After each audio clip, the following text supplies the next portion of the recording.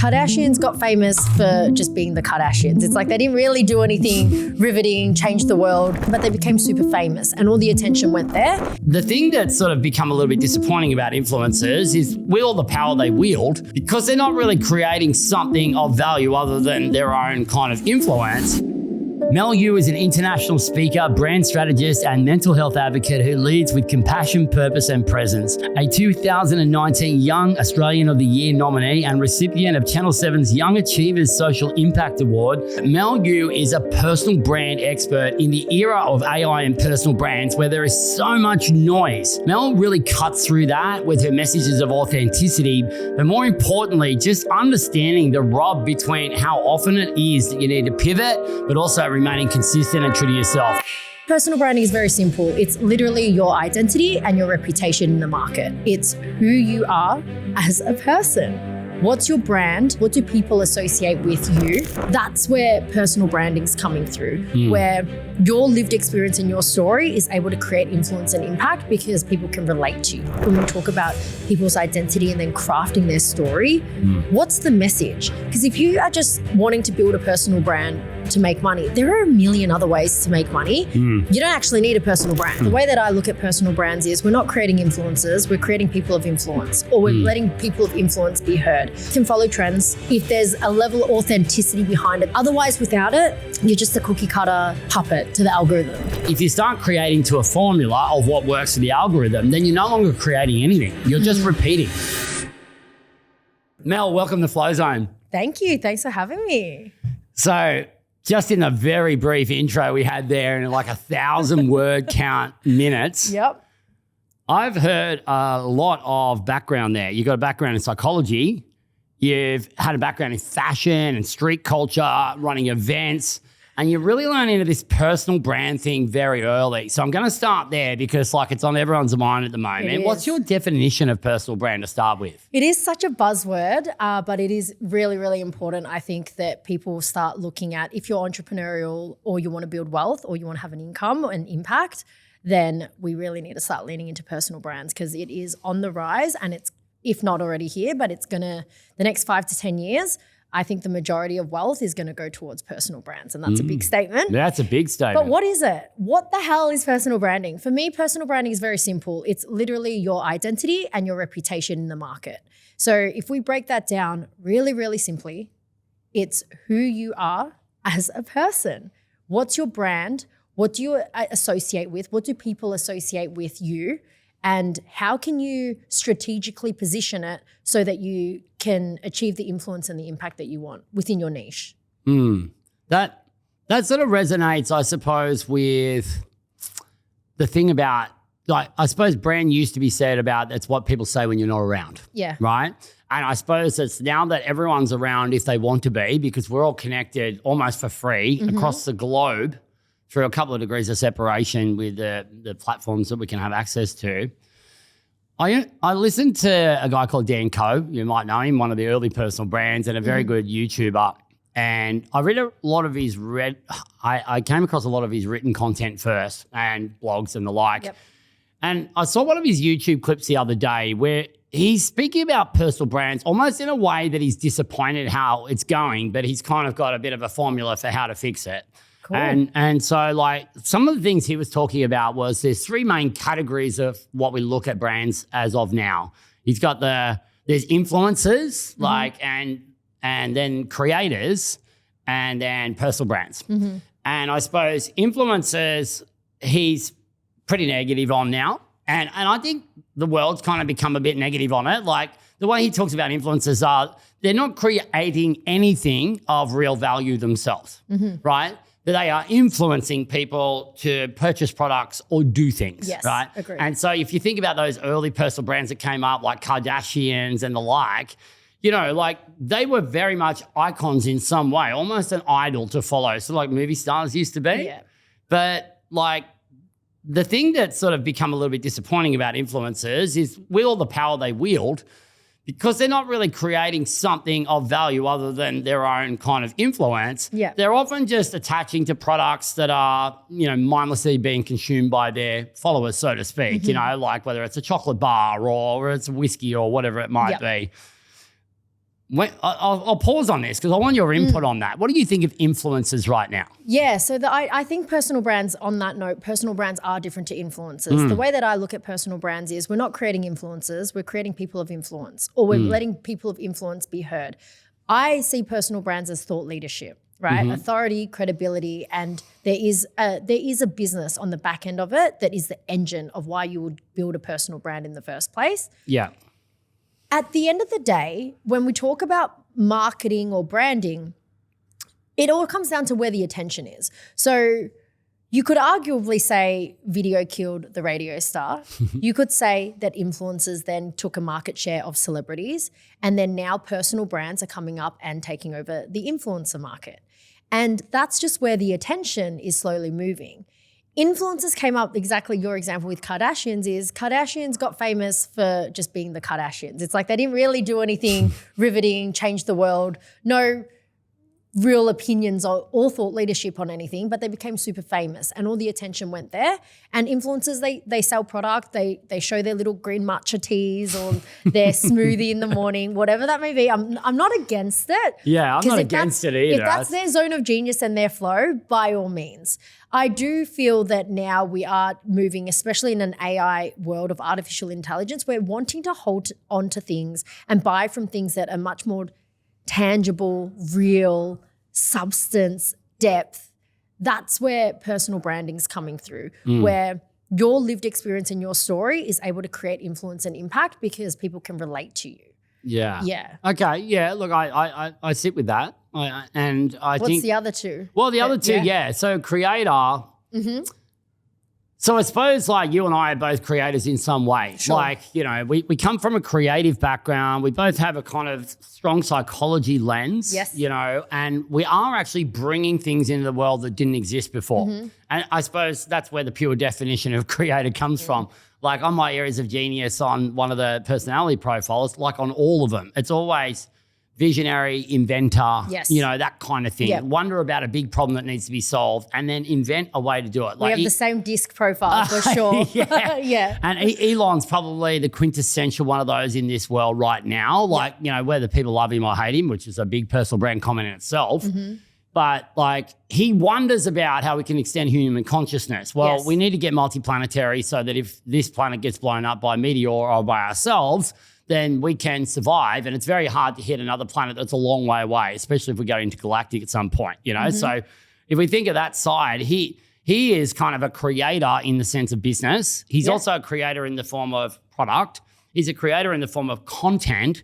So that there still has some positivity, though the challenge with creator is now that people have found out that to be good at creator, you know, you've got to be where the attention is, like you said, which is mostly algorithm-driven platforms. And if you start creating to a formula of what works for the algorithm, then you're no longer creating anything. You're just repeating. And I've even noticed this myself as I've learned more about this stuff. And, you know, I've helped grow other personal brands, and mine is coming out to be in the sunshine now. Yes, it is. And I keep pushing against it that, it has to be that way so that something can happen. And this is why I like long form, because this is how I speak in real life. Yeah. You know, so what's your thoughts on creator when we give that definition? I do think we're living in a creator economy where everyone almost is a creator. If you're a personal brand, you are somewhat a creator as well. There's this hybridness because, you can talk about it all different ways, but we live in a creator economy. If cash is king, content is queen. And everyone needs to have their content library or their asset library to build trust, to build following, to build community, to have traction. And it's that consistent amount of content delivered out into the marketplace that then over a period of time, people start believing in you, trusting you and going, okay, this person's consistent in what they're saying. And so you got to get good at being a creator, but a creator has many different art forms that I still think that without authenticity, nothing will win. So yes, you can follow trends. Yes, you can have a look at the algorithm and what the market's doing. You can hit a certain trend if there's a level of authenticity behind it that makes sense for you to do that trend. Otherwise, without it, you're just a cookie cutter, puppet to the algorithm. I definitely saw a lot of this when, like, the cap cuts and the like were starting to come out. Yep. Like when apps made it a bit easier to make videos, right? Agreed. And like I'm a systems guy, yet I have systems for where I deploy my time and energy and focus as well. So like, even if it's now quicker to make a video myself on my phone, I've still got to look at what are all the other things I could be doing on this planet at this moment, and how is that valuable to, my personal self, but also all the people around me that depend on me and where I'm going. Yes. And, so I hung back a little bit from just doing the fancy little videos, but you saw them all come out almost the same, and it just comes through in waves. And then, people like Gary Vee started creating more diversity in that, and his content started getting almost chaotic. But then you realize he was doing like hundreds of sub niches. Yes. And he is a bit of a genius on the creator side. Gary's really good at testing though. Yes. So if you look at Gary's personal brand, and we can pull up his profile, I'd arguably say he's one of the ones that doesn't have, like, his feed doesn't have a certain color palette. No. It doesn't have a logo. It's chaos. But that actually is part of Gary's brand, which is he goes out, he tests, he trials, and it's this volumes game. And of course, he's sending out his message as well, which is just put it out. The content's free. For example, that's the power of personal brand right now, is you put a Gary Vee in a conversation and we both go, this is his brand. That's the power of personal brand. We're talking about him when he's not in the room. Yeah. And we've also associated certain values or traits about that person. Yeah. That's a very powerful personal brand. What comes through for Gary Vee, if you just imagine, say, 3 words, what comes through for you about what he's about? You've got time. Yeah. Like, he's very big on saying that age is not a barrier. I love that one too. You can always start. Yeah. He leans in. If a true Gary Vaynerchuk fan knows that he's all about the honey empire. So he's all about gratitude. He leads with gratitude. He goes, if you wake up and people in your family have not died, you're winning. Yes. And when you live from that place of just this growth mindset and everything's in abundance, you're kind of like, oh yeah, that's part of Gary's brand. And then the third one would be that leverage all of these platforms on social media. And I think his biggest message at the moment is like, it's free. Yeah. It is free. Yeah. So if you're not putting out content on these free platforms, what the hell are you doing? Yeah. Yeah, look, I think those words surround the ones that I would have thought of too. What are like yours? Definitely the gratitude, abundance, kindness. Yeah. Well, let's say gratitude, abundance is one. I mean, gratitude is the gateway to abundance, So like, if we wake up and the first thing we do is imagine that we've got a phone call to say our mum's died, that would be freaking horrible. Absolutely. And the moment after you realize that it didn't actually happen, you're filled with gratitude. It's like, wow. Now like everything is surplus. Yeah, exactly. So that the kindness part, which is sort of like adjacent to that, is that like, kindness isn't all about being nice either, you know, that like kindness is that like you can be yourself with kindness, you can be kind to others, you can be kind to people who have differing opinions, which sort of like probably skirts that second point itself, in that stop worrying about what other people think of you. It doesn't fucking matter, right? And look, it's still something I'm trying to shed. More you're to human. Do, yeah. Go figure. Yeah. And it's probably less about what I'm worried about they think of me, more about the consequences of what someone thinks could affect someone near me. So it's like I have a lot of emotional resilience and I've done a lot of self-work, but I don't have time to go and impart that upon everyone around me. So like it's bad. It's also not your responsibility, right? That's what and I'm trying to get to that, and the third one would definitely be related to, the platforms, the free, that you've got time. I love it how he's well he's in like, his you're 50s. 63, you got time. Yes. Yeah. So love that's it. really good. So the third one Dan Coe talked about on that same topic was like personal brands. And you think, well, okay, this is all under the banner of one of those three. I'm not going to say it's under the banner of influencers. Maybe personal brands are under the banner of creator or the other way around. But like the way he's come to describe personal brands, and it doesn't mean I fully agree with this, is that it's become like a bit of a vessel for making money through your influence, right? And so the creator kind of terminology, but the personal brand it's all about how do we get more people into our funnel? How do we get more people to do the thing that we want, which all leads back to money in some way. Okay. Now, that is a bit of a contrarian view coming from someone who has got a big personal brand himself with Dan Coe. Though he does call himself more of a creator than those three, and he's got his own solutions to help you out of that. Of course he does. I see him as being fairly realistic in the way he approaches it. Like, the 30 or 60 minute YouTube I watched on it, he referred to people like Jordan Peterson, for example. I think Jordan Peterson is an incredibly intelligent person. And I've heard some of his conversations where the viewpoint and the paradigm he comes from, regardless of who's sitting across from him, It's like, you know what? Like I could be opposing him in a debate and I could go and join his side and still understand it. I could go back over the other side and debate rigorously. And the thing that he talks about with Jordan Peterson is he doesn't have a personal brand for the sake of making more money or getting more influence or more followers. His life's work is to keep developing these ideas and sharing them. And he's just figured out that these vessels are the places that more people can become exposed to it. Yes. What do you think about that?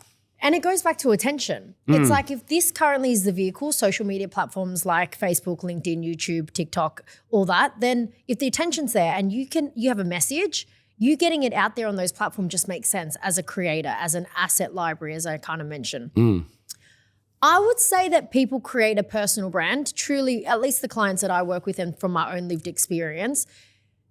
You create a personal brand when you're ready to make a serious impact or legacy or influence. And then money is a byproduct of those missions. So if you want to make an impact, if you want to have a legacy, if you want to have influence with people, then building a personal brand makes sense because you have a very strong why, you have a very strong message. When we talk about people's identity and then crafting their story, what's the message? Because if you are just wanting to build a personal brand to make money, there are a million other ways to make money. You don't actually need a personal brand. You can build a very successful company without a personal brand. And actually a personal brand requires a lot of work and also you have to deal with haters, you have to get, there's a lot on it. But why are some people, it's like, for me, it's like, it's a non-negotiable. Like I can't breathe without building my brand because of my message and the core of why I want to spread authenticity and I want to share people and give people permission for them to go out and build their personal brand. Like that for me, that impact and that influence far triumphs the income that I'm trying to make through building a personal brand. The ability for me to help others though naturally does have a business model backed behind it. We coach people, we help people share their story because I find if you don't know how to share it and we do, that's a responsibility for me to be able to help people do that and be seen. At the core, and you have a psychology foundation as well, once you realize that at the core, every single human just wants to feel seen, heard, and understood, and you can operate from that lens. How do we make people feel seen? How do we make people feel heard? How do we make people feel understood? The best vehicle for me that I know is through personal branding, through storytelling authentically. Yeah. So that's kind of where I've leaned into, but it was never about income. It was never about how much money can I make with this influence now. It's just been a byproduct of that. Yeah, I resonate with the part there in particular with like, it's a very powerful vessel. And like you said, there's a need, especially if your business is that business, right? There's a need for it to work, to be working. If you know how to get someone's message out and they don't, you've got a responsibility to transfer it. I feel like I have that too. I've had 20 years in real estate, and in my time in observing real estate, coming from a non-real estate practitioner, from an engineering background, into a real estate field, which is big ticket, right? The fees are big in there, right? I could not believe how cottage it was, not just terms in how cutesy mums and daddy it is, just how underdeveloped. Like the whole client acquisition process, client retention, the quality control. Like still, I've worked in McDonald's restaurants when I was really young. I then worked in a mining sector and I saw quality control there with a bunch of blokes who really there for labor and lost time injuries and all that sort of prevention. Yet I came into real estate and I just could not believe the stuff that people could say with no knowledge. Like the stuff that people could say, this is a good investment, and they've never bought a single house. By anything. Like they haven't even bought one house, let alone bought investment property, and they're there making these claims about it. So I feel it as a deep need, sort of like your why. Like I feel it as a deep need. I need to grow enough of a personal brand or keep creating things that get distributed through a personal brand. I love this. So I can help save this freaking industry from itself, because it's definitely going to be decimated if they continue at the rate they're at. So interesting, because real estate is one of those where I would say a lot of it is all on personal brand. But when I talk to real estate agents, our certain clients in that field, I'm like, your personal brand's not putting your face on a billboard sign or like a sold sign. And then you're like, yeah, but I'm everywhere. It's like, that's not it. In fact, that gives us the ick. The ones that have actually done it well, we were talking about this offline, is Jack Henderson, right? He's done incredibly well with his personal brand, to the point where the first time I met him was at a business lounge at the airport. Saw him, was like, it's Jack. I'm just going to go up and say hi. And like I said to him, like, what do you think about all of this, blah, blah, blah. And he goes, the number one thing for everyone is like building their personal brand. Like, it has far catapulted his entire engine. Yeah. Based on just his name. His name is credibility. But it's not that. It's when you work within his advocacy and his agent, it's you get all of the values that he's putting out there. So you align with his mission, you align with his values, you align with, you know, his backstory. So he's got this, he's weaved his story into every deal that he's done. That's what gives him credibility. And so I think that's a perfect example of a strong personal brand in that field. And same as Marty Fox, right? White Fox Real Estate, like done incredibly well by building his personal brand and his portfolio, which then leads to an even bigger, better business. Yeah, well, yeah, and they're both like friends of mine, and I co-founded Henderson with Jack, as we said, and look, that is one thing that right from day one, I'm like, you know what, let's put you out in front here. Like, I wanted to name it Henderson because, like, I just thought this needs to have its own personality and not sound like a real estate company, and this guy was not a real estate guy at all. Now, that was incredibly challenging for me, and this probably opens up a new topic because personal brands and, you know, the authenticity piece. And they're two great examples of people who are being just like they are when you see them. I would say, and when we go into brands being, there needs to be polarity. I would say that both of those brands have quite a polarizing audience, right? Yeah. You either love him or hate him. Yeah. Same as even Oscar Ledlin, like Ledlin Developments, Troy Candy, some like even Adrian Portelli, some of these boys that have huge personal brands, but they're polarizing. But they're authentic, so you can't deny it. Yeah, and look, you know, that's it too. Like the authenticity piece, when someone is genuinely like, you know, talk about Troy Candy and those guys, like he's Candyman, right? The cigarettes guy. And he's racing cars and always crashing them. And look, because he owns Free Choice Tobacconists or something. But all these parties are like, you know, they're girls wild. In hardly any clothes, you know, like, and it's just like flex, flex, flex. And for the majority of Australians, which are like definitely not thinking that way, it's like that the attention given is mostly from people going, oh, piss off wanker. Yeah. You know, and I suppose I had a lot of that sort of in me, not in a negative way or that I'm hating on anyone in particular. But then growing up, I was born in a very regional area. And then I grew up mostly in Newcastle, New South Wales. Now, we ended up in a very nice part of it, but it's a very regional centre, sort of like Geelong or Wollongong or places like that. So success alone is already a little bit like standing out. Yeah. And then, you know, if you're ultra successful, especially if there was flex to go with it, it's kind of like cut that tall poppy down, actually go beyond that and like hate on them and try and put extra venom behind it. And that was one of the things that Jack and I found hard. He was in Sydney, I was in Newcastle. There was a branch in Newcastle and like he'd come into town in his loud cars and, you know, people were like, here he goes, there he goes. And then there'd be all these other people that just weren't exposed to that. Yes. That were just like, what the hell just happened? Yeah. Now, that edge creates a level of attention. And if there's something genuine behind the attention, it keeps going. Yeah. And, you know, you see this with political campaigns like Trump, for example. Like you had one side of the equation there, and I'm not going for either side here. This is not political, but one side of the equation was like the epitome of woke, right? That whole party over there, the Democrats in America, like there was just many years of the woke thing being really strong. And like people like Elon and Joe Rogan would talk about that and basically turn the whole election around with buying the X platform or Twitter. And then you got the other side of it. We're basically doctoring up how perfect they were, like bringing in voters across the border, which has all been pretty much proven now. You know, like, you know, can't put a single word out. Couldn't respond to anything that was being said because Kamala had never actually been quoted saying anything that negative before. So it made it so much harder for her. And I think this is where the point of real estate you said. People think they're being branded because there's pictures of them everywhere. But those pictures are in their work clothes, conservative, not talking about football teams they like, not talking about their sexual preferences, their religious preferences, their political preferences, basically anything that would make them different.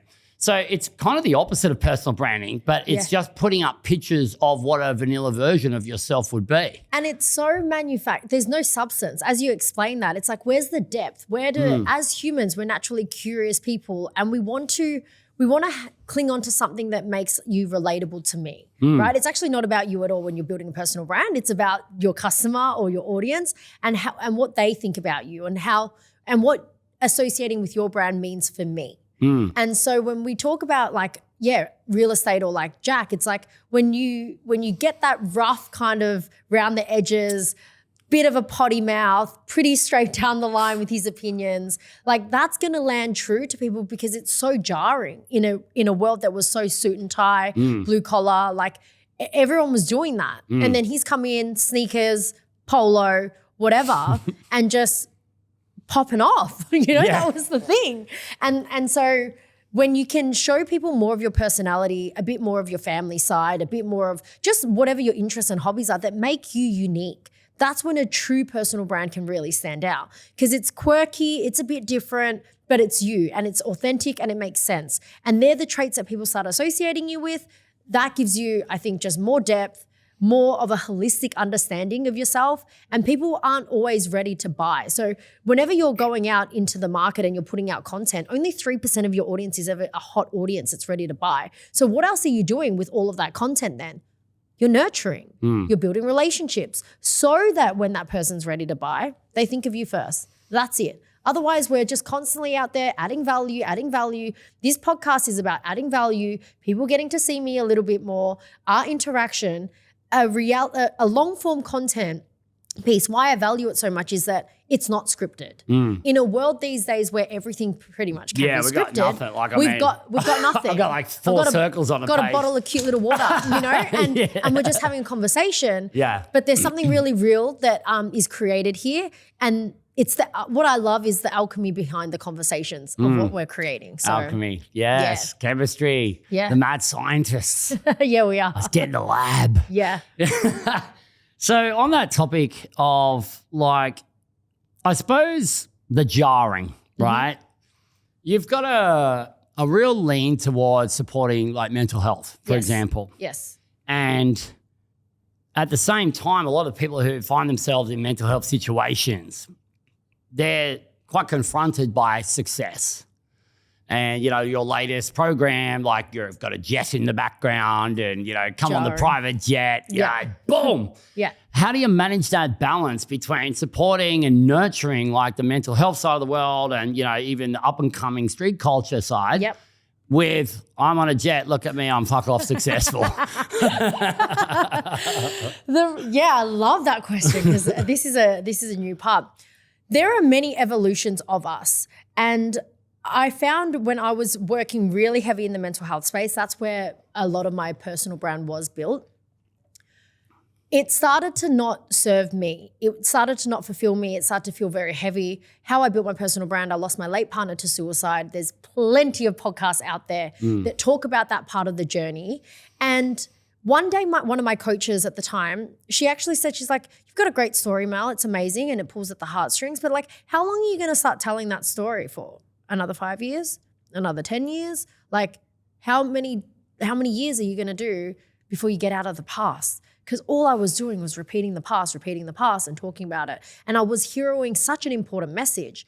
And so I remember one day taking it to social media, just being like, I think I'm going to start telling different stories. And I'm really nervous about this because I've always promised to be authentic and to take you guys on this journey with me. I'm worried that if I start talking about business and entrepreneurship and success, like you guys will maybe like love me a little less. And that was a true fear of mine. And I called it out. I brought it to light.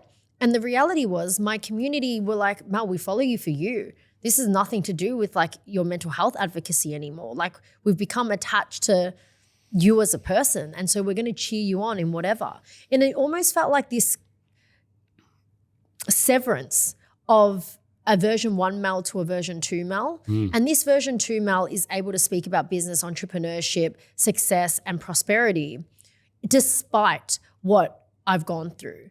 And I've had people go, don't forget where you've come from. Like, don't forget where you've come from because you're doing these jet masterminds and stuff now. I actually say back to those people is like, I remember where I've come from every day. That's why I can't stay there.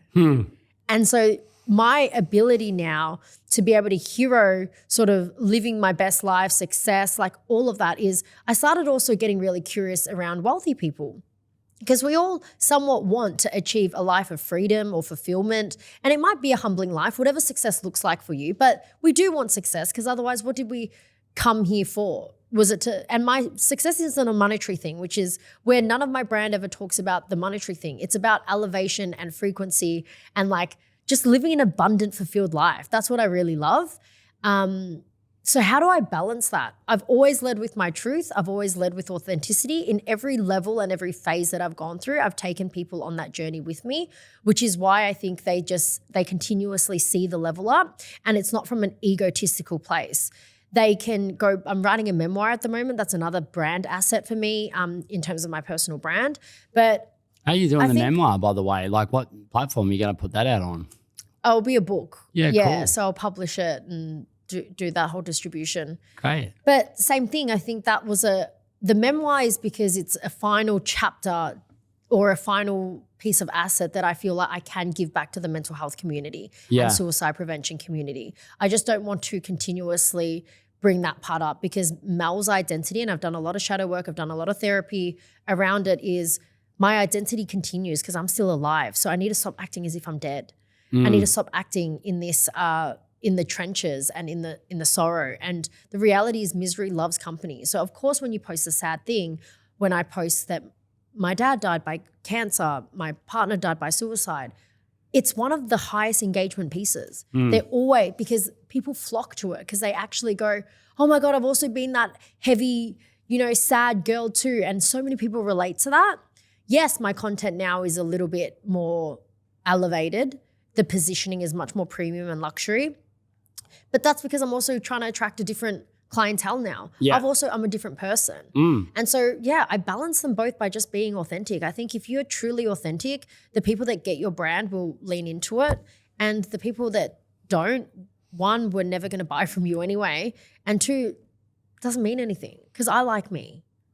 I like the way you've just said that you just communicated what you were fearful about. And that's been going on for me a fair bit as well. And I think that is something I've started communicating about a little bit, that even just going another layer below makes total sense, where you've said, I'm actually a little bit worried about this because it's been the majority of things that I've talked to. I've amassed all these people around me. And I've seen that on my stuff too. Like, when you start getting the analytics through, like I'll talk about something raw, something that's been really tough. Now, the main reason I'm talking about it is not to raise attention because I want to show people how to move out of it. Correct. Like how I've moved out of it. It doesn't mean how they need to move out of it. It's not an instruction to them. It's just like, hey, if you are like-minded in some way, then you're probably listening. Yeah. And I want more people like you to listen because we are then a connected global community. And when you find yourself in a situation where this shit's in front of you, this is the stuff that I kind of wish that I had a clearer toolkit for at 100%. The time. And so you see all this, like people, it's like a Me Too movement. Yeah, I've had shit too. This sucks. Yes. And then you get that was helpful, thank you. But then I'm like, are they only there for that now?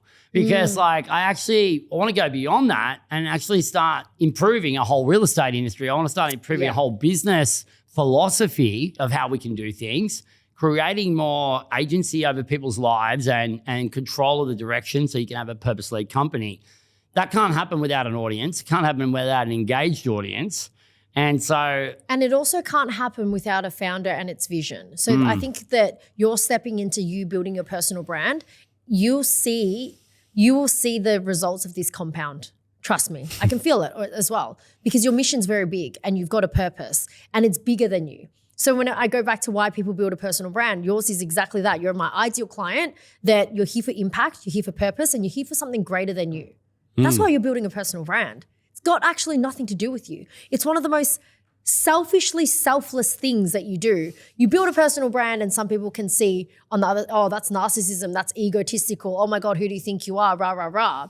But when you can cut through all of that and you know your intent and you know why you're putting out a message, Think about how big that message is to save an entire real estate industry. That's a big mission that you're talking about. Yeah. That's fucking hard. It is hard to do the personal brand thing, but thanks for those great words. Like coming from you to say that you're on the right path. It's on the right path. Yeah, you are. Absolutely. Thank you. So, wow. Okay. Yeah. Some big comments there, some big statements. And I'm really just letting some of this sink in at the moment. So you have had a background in psychology yourself. How has that informed what you're doing now? Everything. And so I never thought I would be an entrepreneur. Like if I look at hindsight, because you can only connect the dots looking backwards, you can't connect them looking forwards. Maybe I was always destined to be doing what I'm doing now. I do believe in some weird twisted way that is. But I was always fascinated by just human relationships, how the brain works, and why people are the way that they are. I'm one of those people that will sit on a train and I just people watch. I go traveling and I sit at a cafe by myself and I just watch and wonder what people's lives are. I make up stories as they go through life and just wonder, where they're headed and what they're doing. And so with that belief and foundation, it also started from a very early age where I had really young bouts of depression, grew up in a very Western society, so I was bullied for being Asian. Everything that a kid didn't want to do, I tried to blend in and just nothing would work because now I realized I was meant to stand out in whatever quirkiness or whatever. I was standing out just based on the color of my skin for most of my life. Yeah. And so was fascinated by psychology, thought I'd be academic and be a psych. Life had different plans for me. Ended up in events, ended up running tattoo conventions and streetwear expos and all of this creative side of things. And then now I'm dabbling in personal brand. But if you actually look at a psychologist to an event organizer or event manager to a personal branding strategist, all of them actually just have really good storytelling arcs and they're very people focused. I'm all about human relationships. And so the basis of psychology helped me build my resilience when Angus took his life. My basis of psychology helps me understand that why people quarrel, why people have fights, why divorce rates are so high, why people fight over finances, why people, argue over different things or have low self-worth. Psychology was the foundation of all of that. Once you understand sort of the human mind and have some resources around why we are the way that we are, you have a lot more compassion, you have a lot more empathy. It's been the crux of everything. It's helped my relationships, it's helped my friendships, it's helped me understand my mom, it's brought me closer to certain family members because it's psychology. It's what we're all really here for. I think everyone can benefit from studying psych. I agree. I agree that everyone can benefit from studying it. I think we are in an age where going to school, focusing on topics, then getting a certain score and then going and getting a degree, that seems to be dropping in relevance a lot, right? And, interesting. My kids are at that 10 and 8 sort of age now, and we're already starting to think about what does school and education look like? And we're really taking responsibility for helping educate them on not so much the legacy we want to be known for as the Kentwell family, like that dynasterial kind of kingdom time stuff, even though we live in Royal Terrace across from the Royal Exhibition Centre. But more to do with, I suppose, what tools do we want to help them have that transcend time?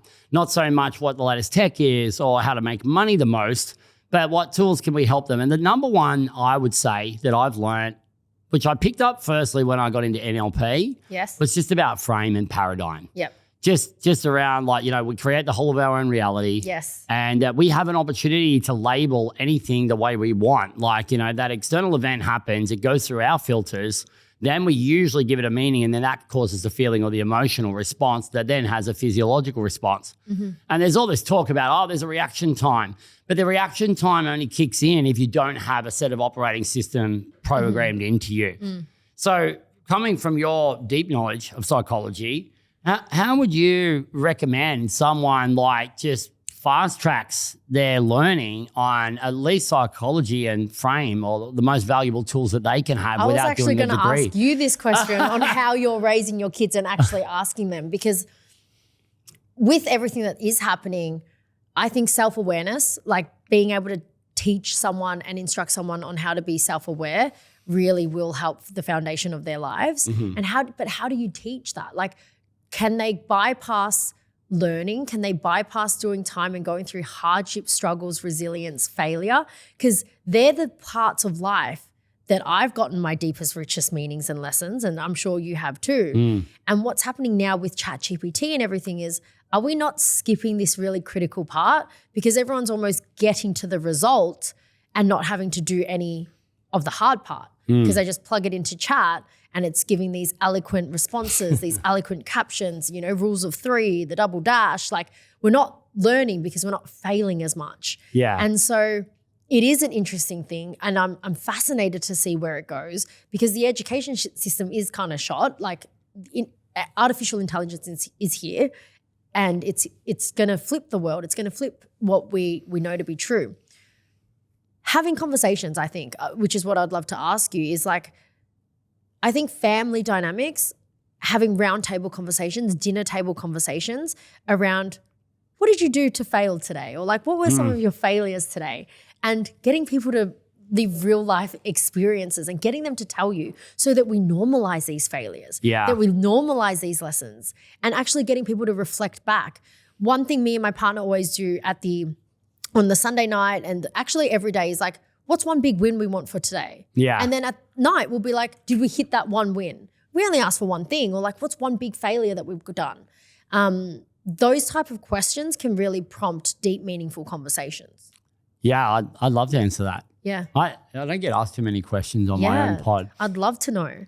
So I'll start with a body of text that's very easy for everyone to get hold of, right? And there's a book called The Gap and the Gain. Yes, by Dan Sullivan. Yes. So for those who are listening, a lot of entrepreneurs in our audience, like, you know, he's one of the godfathers of entrepreneurial teachings, I suppose. You know, he's sort of 80 by now, thereabouts. Very upbeat guy. And he brought in a guy called Dr. Benjamin Hardy that he wrote Who Not How with, which was all about, like, you don't need to work out how to do everything yourself. You need to work out who's going to help you get the outcome that you're going for. And how to get that person is more important than how to figure it out yourself. And Dr. Benjamin Hardy wanted to release his own book after that one, and he wanted to base it on his life's work in psychology. And the whole idea is that happiness can't be measured forward. You know, it can only be measured when you look back at how far you've come. But the thing is, we rewrite our own, we're the only people who have lived our history. Like, people know certain factual events about us, but they don't actually know what it was to us. They don't know what we experienced. So we actually get to rewrite that, because the past is an apparition anyway. Yes. And I don't speak of this level of technicality to the kids, but when we measure backwards about what we have accomplished, we get to name it as a win if we want. So I started this topic that he did, and he's been doing it for like 30 years. And I'm like, well, if I start now, we're doing it even longer, especially with the kids. And at the end of every day in the bedtime routine, and we sing our kids' songs, and it's a very special little time. And it's short, but it's just like, there's a real, yes, you're in a family. We love you. We care about you. And, you know, whatever's happened today, let's just make it part of us for tomorrow that we benefit from. And it's like, what were your 3 wins for the day, right? And Chella, she's incredibly musical, theatrical. She could freestyle at age 7, right? And that's about when I started learning to write raps. And so when we sing the song at the end of the day, she throws her 3 wins into the song. Oh my God, amazing. It's so cool. And Zadie, the other one, who is like, she's very delicate and she's very introspective, you know. And she's already thought about her 3 wins as soon as she gets asked, but she doesn't come forward with them without being asked. So it's like, it shows how to bring that out. And so those 3 wins of the day have really helped. But then one of my other podcast guests talked about this thing that he does with his kids, and it's called high, low, buffalo. And it's like, what was the high that you had of the day? What was the low that you had of the day, or the learning, I'd prefer to say, you know, when you win or you learn. And what was a buffalo? Just something weird, stupid, just out of the blue that happened. Yeah. Because it kind of gets you to take yourself back to, hey, I have had an experience. Those things there, combined with making a move towards having a more formalized meal routine at least once a week, because our meal routines aren't like they were when I grew up. We're not all sitting at the table at the same time every night for dad to come home from his job, mum to come home from her job, however life works in a sort of routine way. Like I've been an entrepreneur since well before they were born. Yeah. And we've always made it work and done things really well. And the kids have been so comfortable and happy, but, dinner time is not formal. Yes. So once a week, we've started implementing Scott Pape stuff, the guy that's all about barefoot investor. Yes. Right. And there's a barefoot for families. And it's just in the era now where they're starting to get to an age where they can start earning pocket money.